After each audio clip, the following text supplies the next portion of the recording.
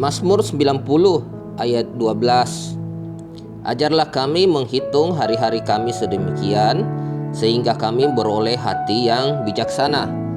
Orang yang sering melihat orang-orang di sekitarnya meninggal, keluarga, kerabat, sahabat, teman di sekelilingnya, dan melihat setiap orang yang meneteskan air mata terhadap orang yang ditinggalkan, bahkan mungkin sampai mengantar ke kuburan, maka orang tersebut kemungkinan besar akan mempunyai kesadaran lebih tinggi dibanding orang yang jarang melihat orang yang meninggal di sekelilingnya, dibanding orang yang lebih sering untuk pergi ke tempat pesta.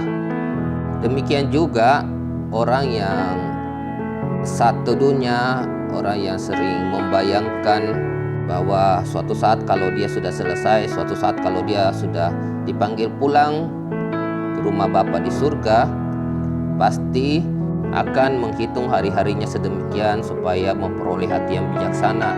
Pasti selama hidupnya akan memberikan dampak-dampak positif, sehingga dalam kehidupan ini sebelum kita dipanggil pulang ke rumah Bapa di surga, kita bisa menghasilkan buah-buah yang baik, yang berguna bagi orang banyak, buah-buah untuk kekekalan. Mari sahabat, sadari bahwa hidup kita hanya sementara. Makanya pujian yang berkata hidup ini adalah kesempatan itu sangat benar. Orang yang berbisnis, jalankanlah bisnismu dengan benar. Janganlah berbisnis yang haram, karena engkau tidak tahu kapan engkau selesai. Dengar dengan baik, ada satupun yang tahu kapan kita meninggal.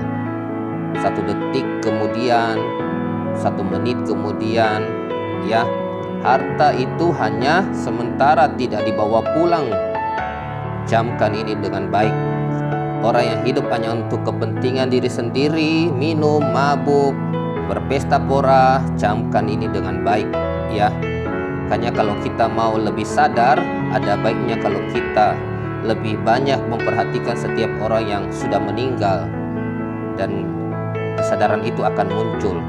Kesadaran itu akan lebih tinggi dibanding kita tidak memperhatikan, dibanding kita hanya lebih mementingkan untuk pergi berpesta dan mementingkan diri kita sendiri.